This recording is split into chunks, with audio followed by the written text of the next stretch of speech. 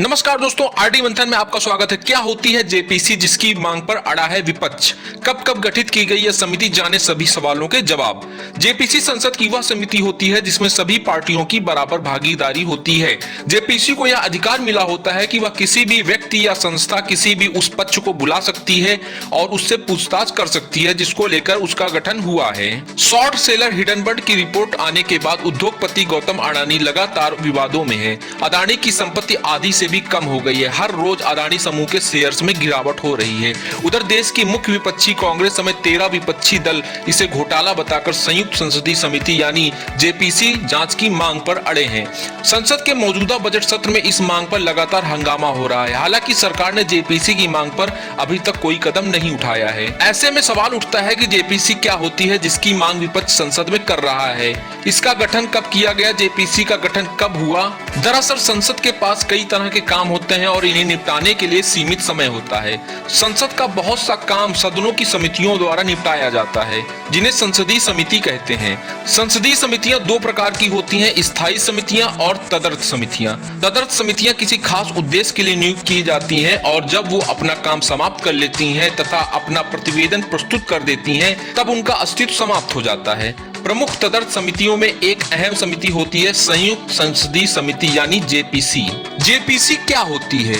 संयुक्त संसदीय समिति यानी जेपीसी संसद की वह समिति होती है जिसमें सभी पार्टियों की बराबर भागीदारी होती है। जेपीसी को यह अधिकार मिला होता है कि वह किसी भी व्यक्ति, संस्था या किसी भी उस पक्ष को बुला सकती है और उससे पूछताछ कर सकती है जिसको लेकर उसका गठन हुआ है। अगर व्यक्ति, संस्था या पक्ष जेपीसी के समक्ष पेश नहीं होता है तो यह संसद की अवमानना माना जाएगा।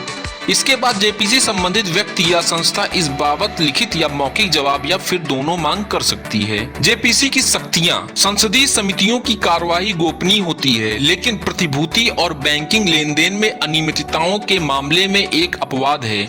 इसमें समिति निर्णय लेती है कि मामले में व्यापक जनहित को देखते हुए अध्यक्ष को समितियों के निष्कर्ष के बारे में मीडिया को जानकारी देनी चाहिए। मंत्रियों को आमतौर पर सबूत देने के लिए जेपीसी नहीं बुलाती है। हालांकि प्रतिभूति और बैंकिंग लेन देन की जांच में दोबारा अनियमितताओं के मामले में एक अपवाद है। इस मामले में जेपीसी अध्यक्ष की अनुमति के साथ मंत्रियों से कुछ बिंदुओं पर जानकारी मांग सकती है। किसी मामले में साक्ष्य मांगने को लेकर विवाद पर अंतिम शक्ति समिति के अध्यक्ष के पास होती है। जेपीसी की संरचना: जेपीसी में सदस्यों की संख्या अलग अलग मामलों में भिन्न भिन्न हो सकती है। इसमें अधिकतम 30 से 31 सदस्य हो सकते हैं। इसका अध्यक्ष बहुमत वाली पार्टी के सदस्य को बनाया जाता है। लोकसभा के सदस्य राज्यसभा की तुलना में दोगुना होते हैं। उदाहरण के लिए यदि संयुक्त संसदीय समिति में 20 लोकसभा सदस्य हैं तो 10 सदस्य राज्यसभा से होंगे और जेपीसी के कुल सदस्य 30 होंगे। इसके अलावा समिति में सदस्यों की संख्या भी बहुमत वाली पार्टी की अधिक होती है। किसी भी मामले की जांच के लिए समिति के पास अधिकतम 3 महीने की समय सीमा होती है। इसके बाद संसद के समक्ष उसे अपनी जांच रिपोर्ट पेश करनी होती है।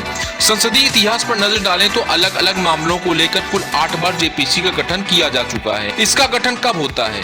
संयुक्त संसदीय समिति का गठन तब होता है जब प्रस्ताव को एक सदन द्वारा अपनाया जाता है और दूसरे सदन द्वारा इसका समर्थन किया जाता है। जेपीसी का गठन एक अन्य तरीका भी होता है। इसमें दोनों सदनों के 2 पीठासीन प्रमुख एक दूसरे को पत्र लिख सकते हैं, एक दूसरे से संवाद कर सकते हैं और संयुक्त संसदीय समिति का गठन कर सकते हैं। जेपीसी का गठन कब कब हुआ? सबसे पहले जेपीसी का गठन साल 1987 में हुआ था जब राजीव गांधी सरकार पर बोफोर्स तोप खरीद मामले में घोटाले का आरोप लगा था।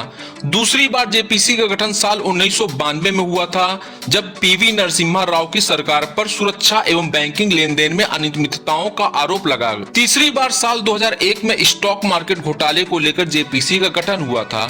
चौथी बार 2003 में जेपीसी का गठन भारत में बनने वाले सॉफ्ट ड्रिंक्स और अन्य पेय पदार्थों में कीटनाशक होने की जांच के लिए किया गया था। पांचवी बार 2011 में 2G स्पेक्ट्रम घोटाले की जांच को लेकर जेपीसी का गठन हुआ था। छठी बार 2013 में वीवीआईपी चापर घोटाले की जांच को लेकर जेपीसी का गठन हुआ था। देश में मोदी सरकार आने के बाद पहली बार 2015 में भूमि अधिग्रहण पुनर्वास बिल को लेकर जेपीसी का गठन किया गया था।